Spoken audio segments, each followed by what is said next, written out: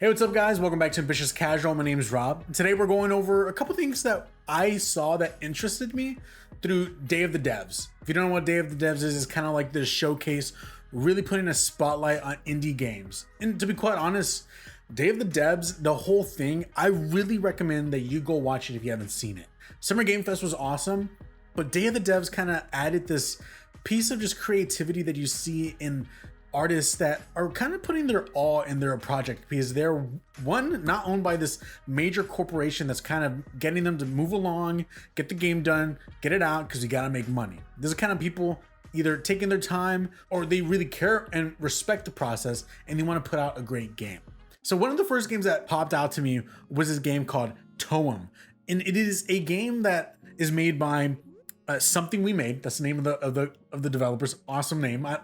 It's so simple, but I dig it. The game is this: set off on a delightful expedition and use your photographic eye to uncover the mysteries of the magical Toem. This is coming in 2021, sometime this year. We do not have an official release date yet.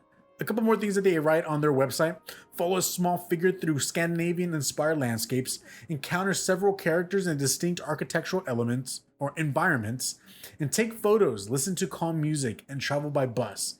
Climb the highest peak and experience the phenomenon Toem, a game which encourages you to, quote, stop and smell the flowers.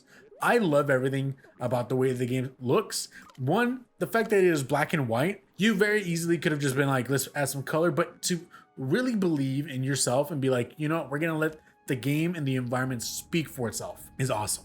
So it's all simple, easy, calming. Set up the camera, set up the tripod, take a picture of yourself doing a stance in a certain area, take pictures of others, take pictures of nature, of animals. I'm so excited for this. It looks super, super cool. So can't wait to check it out. It's coming out sometime this year in 2021. Toem, a photo adventure. Next, we got a small glimpse at a game called Walk by Kazumi Games.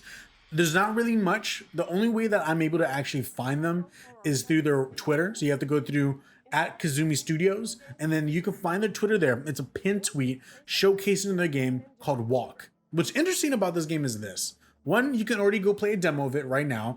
When you go onto their Twitter, they're gonna have a link to the website.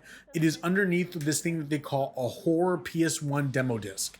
The coolest idea ever.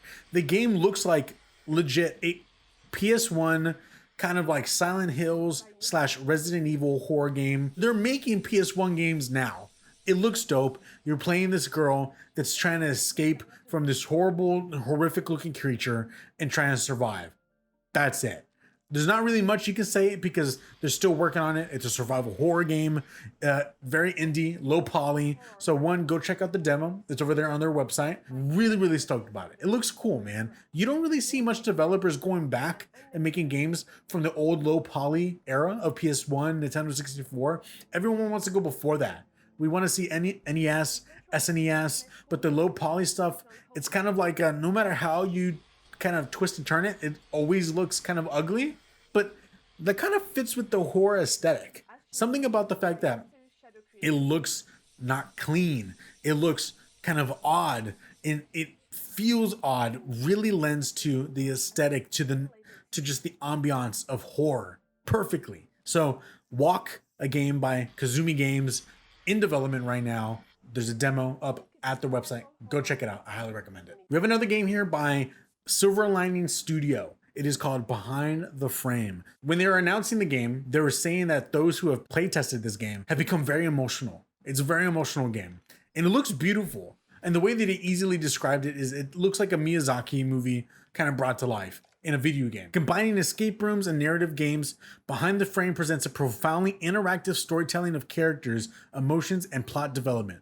With 360 panorama techniques and exquisite hand-painted art style, the game takes you into the world of Behind the Frame. This is what else they have to write on their website. A narrative-driven puzzle game about collecting, fixing, and painting. Enjoy the scenery and root in the world of Behind the Frame and search for the secrets within. Recollect memories in the time corridor and savor some beautiful little moments. The game just looks awesome, guys. The fact that they said that those who have playtested it have become very emotional already just grabs me because I love games that are very emotional. I want to see how you can convey emotion through a video game, you know, in your own special kind of way. So Behind the Frame, highly recommend it. check it out. The next game that I want to talk about is, and forgive me for botching the way I pronounce this because I don't even know how you correctly pronounce this. It's called Vokabulantis. It is a stop motion game brought to life by Wirefly Stop Motion. Just by looking at the gameplay alone, there's something to me that has always grabbed me about stop motion animation. I've loved it. Growing up, I remember with my siblings, we would watch old Curious George TV shows along with Toad and the Frog. Like, there was something about stop animation that I truly loved. And it's not easy, but for someone to translate that into a video game is mind-boggling. When you see the game, one, it throws me off the fact that you're actually playing a game.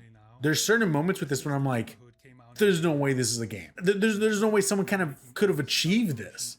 And by looking at it, and when you kind of take your time, and I really recommend that you all go see the breakdown that Day of the Devs kind of put out there, the people making this game, the amount of effort and work that goes into it, by each kind of frame that they're making, they're taking multiple different shots of the same model in multiple different lighting, so that way it can fit in all these different scenarios. It is on a whole nother level of creativity. And to see that this is coming along, looks pretty nice. I don't know when we'll see this, but I highly recommend y'all check this out. It's called Vokabulantis, stop motion animation game.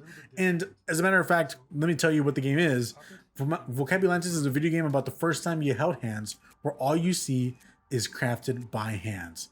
It is a puzzle platformer. You can play as co-op or single player, and it's targeted multiple platforms. It's still in early development, and honestly, that is all that they have to say right now. There's not really too much to say about this game, but I do recommend y'all go check it out. Go check out the breakdown or the interview that they had with the director.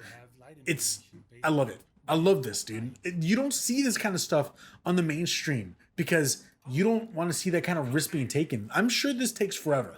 And I'm not, like, when you think of stop motion animation, the patience that must go in to animate each frame perfectly and to take a snapshot of that. But not only that, the fact that they're taking snapshots of these characters in multiple different lighting, it's unbelievable. So Vokabulantis, go check it out, guys.